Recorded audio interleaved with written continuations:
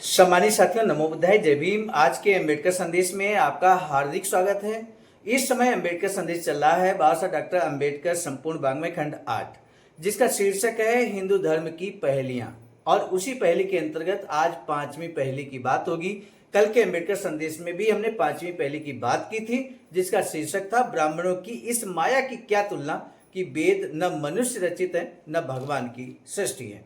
तो आज के अंबेडकर संदेश में फिर हम उसी पार्ट को आगे बढ़ाते हुए आपको बताने वाले हैं कि क्या वेद सनातन है। क्या वेद सनातन है? वेदों का ध्वनि से क्या संबंध है, या ध्वनि की रफ्तार या ध्वनि के आधार पर वेदों को सनातन कह सकते हैं या नहीं। तो साथियों, आज का अंबेडकर संदेश महत्वपूर्ण है। ये है टॉपिक बेहद जटिल होने के नाते बुद्धिजीवी साथी ही आज के अंबेडकर संदेश को समझ पाएंगे।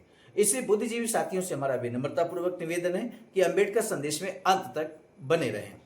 अंबेडकर संदेश आप तक पहुंचाने की इसलिए कोशिश हो रही है क्योंकि बाबा साहब डॉक्टर अंबेडकर संपूर्ण वाङ्मय खंड 1 से लेकर 40 तक अधिकांश अंबेडकरवादी साथियों तक पहुंच से बाहर है, और ऐसे में इस साहित्य को जन जन तक पहुंचाना हमारी जिम्मेदारी है, नैतिक जिम्मेदारी है।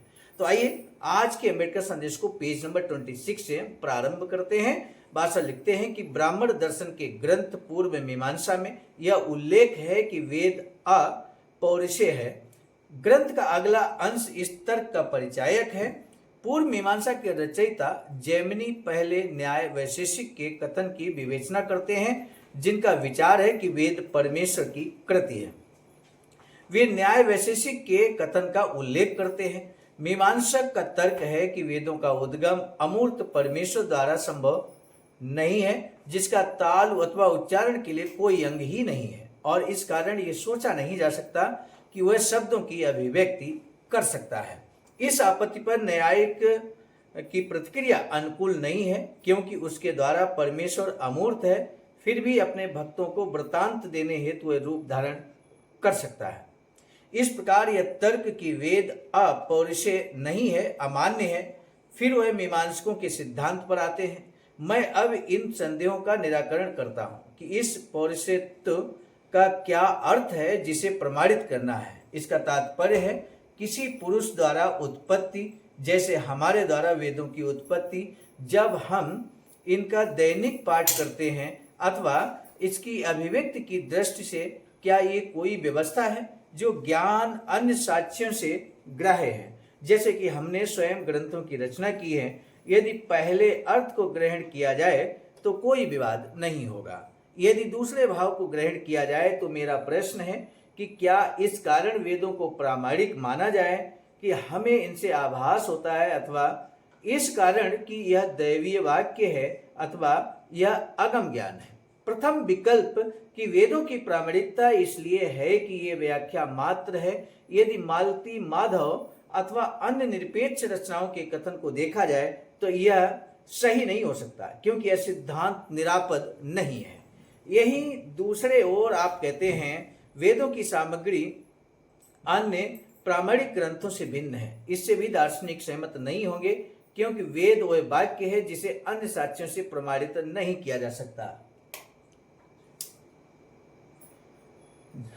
अब यदि ये स्थापित किया जा सके कि वेद वाक्य मात्र उसी को प्रमाणित करता है जो अन्य साक्ष्यों से उसे प्रमाणित नहीं किया जा सकता, और यदि हम ये स्वीकार कर लें कि परमेश्वर ने कोई स्वरूप धारण किया होगा, तो यह मान्य नहीं होगा, क्योंकि बिना किसी तत्व के उन्होंने ऐसा कुछ व्यक्त किया हो जो अतीन्द्रिय हो, यह संभव नहीं है। वह भी तब जब कोई देश, काल और परिस्थिति ना हो। न ही ये सोचा जा सकता है कि उनके नेत्र तथा दूसरी इंद्रियों में ऐसे ज्ञान प्रसार की कोई शक्ति थी। पुरुष केवल वही जान सकता है जो उसने साक्षात देखा है। किसी सर्वज्ञ रचयिता की कल्पना से असहमत ऐसा ही प्रभाकर ने कहा है कि जब किसी सर्वज्ञ को चुनौती दे जिसने किसी तत्व के संपूर्ण रूप को देखा हो, तो वह कल्पना बहुत ही धुंधली अथवा अति सूक्ष्म होगी, क्योंकि कोई भी इंद्रियां अपने निश्चित धर्म से विरत नहीं हो सकती। जैसे श्रवणेंद्रिय किसी स्वरूप को देख नहीं सकती, इस प्रकार वेदों की सत्ता किसी अलौकिक ज्ञान से संपन्न नहीं है जो किसी अमूर्त अरूप देवता से प्राप्त हुआ हो। न्यायिकों के मत को निरस्त करते हुए जैमिनी ने उपरोक्त तर्क प्रस्तुत किए हैं। तदुपरांत जैमिनी सकारात्मक तर्क देते हैं कि वेद किसी भी प्रकार ब्रह्म वाक्य नहीं है, किंतु उससे भी श्रेष्ठ है। उनका कथन है कि परवर्ती सूक्तियों से में उद्घोषित किया गया है कि ध्वनि का संयोजन और उसका अर्थ सनातन है। वे चाहते हैं कि प्रमाणित करें कि यह संयोजन की सनातकता शब्द की सनातनता अथवा स्वर पर निर्भर है। वह प्रश्न के प्रथम भाग से आरंभ करते हैं, अर्थात उस सिद्धांत से कि ध्वनि सनातन नहीं है। कतिपय अर्थात न्यायिक कहते हैं कि ध्वनि एक रचना है, क्योंकि हम जानते हैं कि ये प्रशासोत्पन्न है।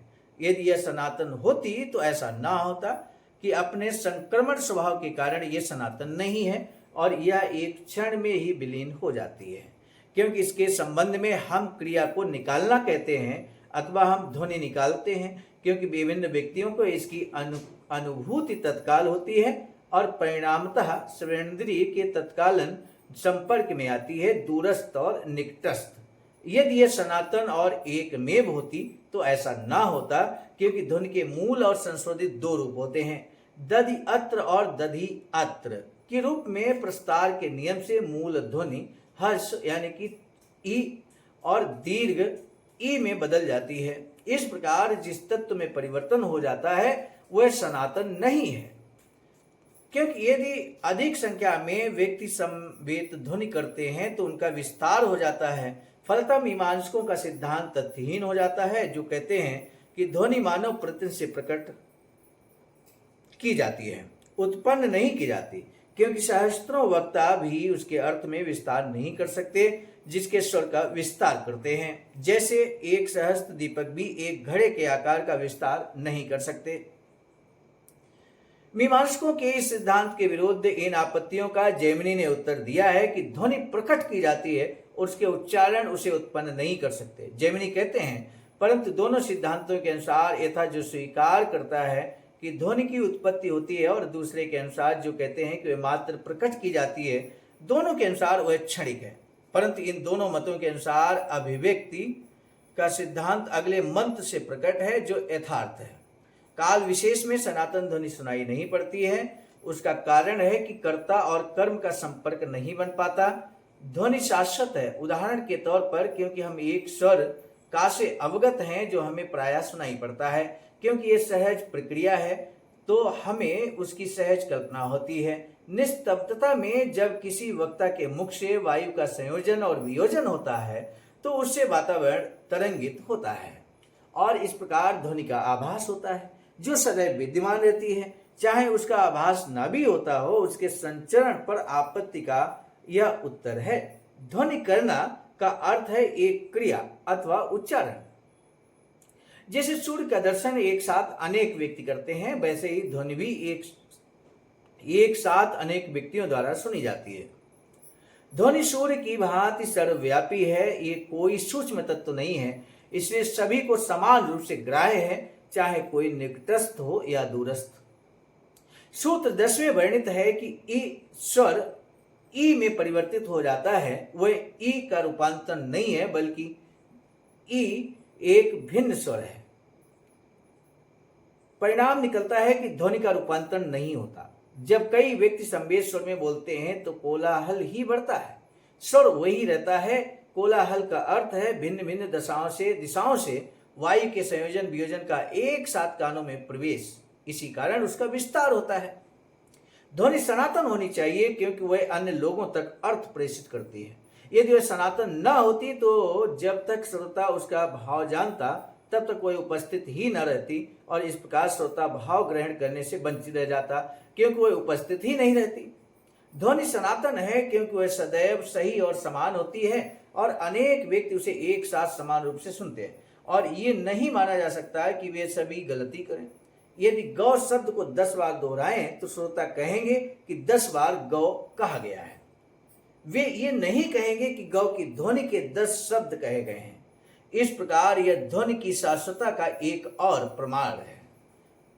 ध्वनि सनातन है क्योंकि हमारे पास ये मानने के लिए कोई आधार नहीं है कि इसका क्षय हो जाता है। परंतु ये कहा जा सकता है कि ध्वनि वायु का रूपांतरण है, क्योंकि इसका उद्गम वायु का संयोजन है। क्योंकि शिक्षा का कथन है कि ध्वनि के अनुरूप हवा निकलती है और इस प्रकार यह वायु से उत्पन्न होती है, इसलिए सनातन नहीं हो सकती। इस आपत्ति का निराकरण सूत्र 22 में किया गया। ध्वनि वायु का रूपांतरण नहीं है। यदि ऐसा होता तो श्रवणेंद्रिय के समक्ष कोई संगत तत्व ना होता जिसकी वह अनुभूति करती है।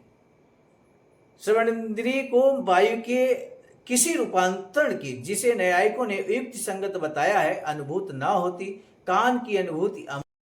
सामान्य साथियों, हम एक महत्वपूर्ण बात बताना उचित समझते हैं। बाबा साहब की अधूरी इच्छा के अनुरूप एक वैचारिक सेंटर निर्माणाधीन है सारनाथ वाराणसी में, जहां पर 14,000 स्क्वायर फीट जमीन परचेज कर ली गई है ring road green city Faridpur Sarnath में। वैचारिक सेंटर के प्रशासनिक ब्लॉक का निर्माण कार्य कंप्लीट हो चुका है। शानदार बेहतरीन प्रशासनिक ब्लॉक का निर्माण पूर्ण हो चुका है। आगे अब मुख्य भवन को बनाने की बारी हम सबकी है और इस हेतु आप दिए गए अकाउंट नंबर पर अपना अमूल्य योगदान कर सकते हैं।